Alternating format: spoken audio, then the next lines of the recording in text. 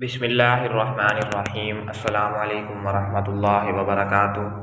ہر نماز کے بعد یہ دعا لازمی پڑھیں۔ جو دعا مانگی جائے گی قبول ہوگی۔ جو شخص نماز کے بعد یہ دعا پڑھے تو اس کی مانگی جانے والی ہر دعا قبول ہوگی۔